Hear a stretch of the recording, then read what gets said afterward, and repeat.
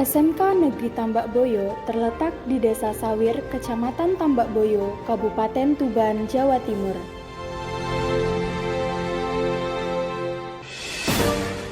Sekolah yang berkembang pesat tersebut tak luput dari seorang wanita yang hebat dan tangguh. Beliau nahkoda yang mengantarkan sekolah ini menuju gerbang kejayaan.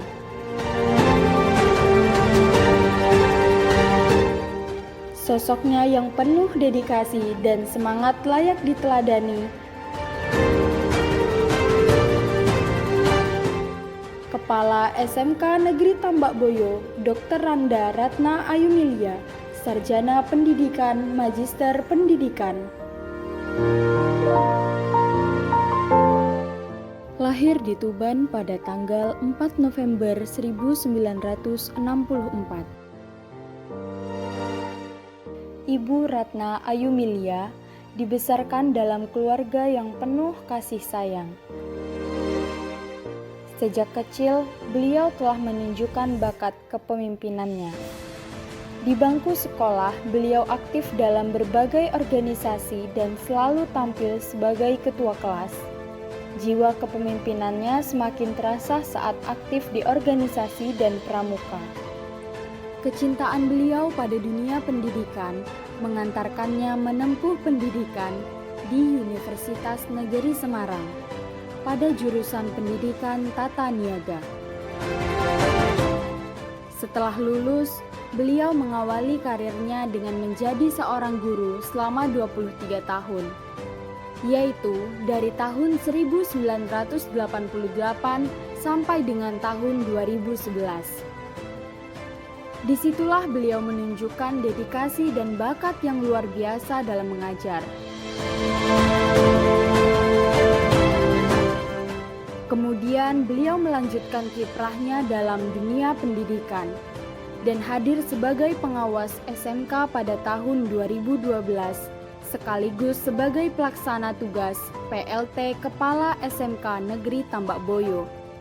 Dan pada akhirnya, beliau memutuskan untuk mengabdikan diri dan lolos seleksi menjadi Kepala SMK Negeri Tambakboyo pada tahun 2013.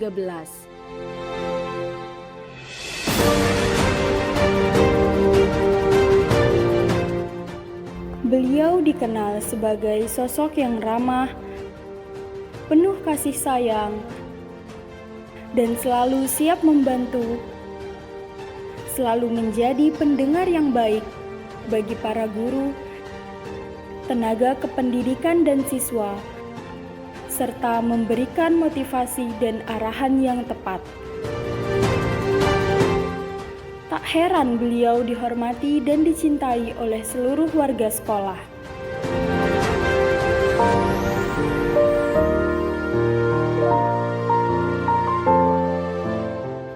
Beliau mulai merintis perubahan sejak definitif di tahun 2013 dan menjabat kepala sekolah selama 13 tahun, yakni 3 periode lebih 1 tahun. Selama periode tersebut banyak hal positif yang telah beliau lakukan. Hal tersebut diawali dengan pengadaan air bersih yang berada di luar wilayah SMK, serta pembangunan saluran irigasi sebagai solusi banjir ketika musim penghujanan tiba. Bukan hanya itu, sepak terjang beliau dilanjutkan dengan lolosnya SMK Negeri Tambakboyo menjadi sekolah adiwiyata tingkat kabupaten pada tahun 2014. Kemudian tahun 2015 terlisensi sebagai Lembaga Sertifikasi Profesi atau LSP. Berkat kerja keras beliau, pada tahun pelajaran 2015-2016, SMK Negeri Tambakboyo berhasil membuka 2 jurusan baru, yaitu Teknik Pemesinan dan Teknik Instalasi Tenaga Listrik. Kemudian disusul pada tahun berikutnya, yaitu jurusan Rekayasa Perangkat Lunak.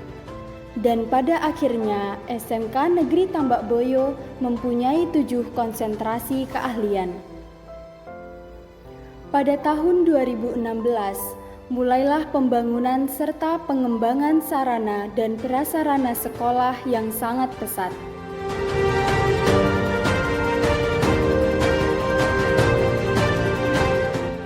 Di antaranya adalah pembangunan gedung-gedung baru dan penambahan jumlah alat praktik siswa.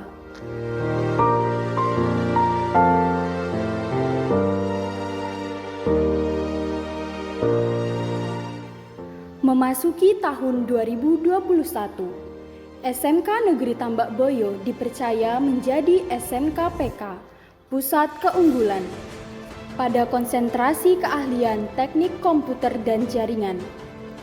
Kemudian disusul konsentrasi keahlian teknik pemesinan di tahun 2022. Namun, bukan Bu Ayu namanya jika beliau puas sampai di situ saja.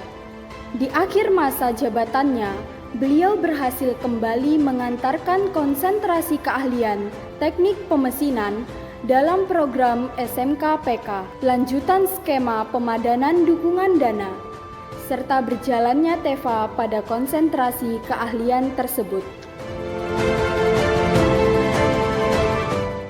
Harapan saya rapot mutu meningkat, visi misi berjalan baik, prestasi peserta didik meningkat, orientasi SMK yang BMW bekerja melanjutkan berwirausaha sukses. Ini semuanya dibutuhkan sistem SOP yang mengatur kinerja SDM baik di sekolah maupun dengan pihak eksternal. Mengatur pada 8+I paket link and supermatch. Karena kita SMK, maka segala sesuatu ini ngelinknya ke industri. Jadi rekanan kita industri dan dunia kerja. Apa itu 8+I paket link and supermatch? Kurikulumnya disinkronkan dengan dunia kerja dan dunia industri. Pembelajarannya berbasis proyek. Ada guru tamu dari industri, dari dunia kerja yang mengajar di sekolah. Ada update teknologi sesuai dengan kebutuhan industri sekarang. Kemudian ada sertifikasi kompetensi baik untuk gurunya maupun peserta didiknya yang dikeluarkan di lisensi industri. Kemudian karena SMK ini teaching factory harus ada, di mana SMK sebuah mini industri. Sekolahnya SMK itu mini industri, anak-anak belajar di sekolah ini seperti dia bekerja di industri, belajar untuk memproduk, belajar untuk bisnis, memasarkan dan lain sebagainya. Ini ada di wadahnya, ada di TEFA. Maka SMK ya harus itu TEFA-nya itu harus ada dan harus jalan untuk menuju ke orientasi tadi, orientasi lulusannya. Kemudian ada hibah dari industri. Jadi kalau industri itu sudah memiliki kepercayaan, trust personnya itu kuat kepada utamanya kepala sekolah, kemudian kualitas sekolah, maka industri itu akan mudah, gampang membantu sekolah itu. Ini semua akan terbaca di rapor mutu, keterserapan kerjanya, terlihat kinerja gurunya, kualitas gurunya, kemudian sikap perilaku peserta didiknya, ini semuanya akan terekam, terbaca di rapor mutu pendidikan. Juga harus mengacu pada 8 standar nasional pendidikan yang sudah ditetapkan oleh pemerintah. Ini harus kita jaga. Jadi tidak boleh di bawah standar, harus meningkat setiap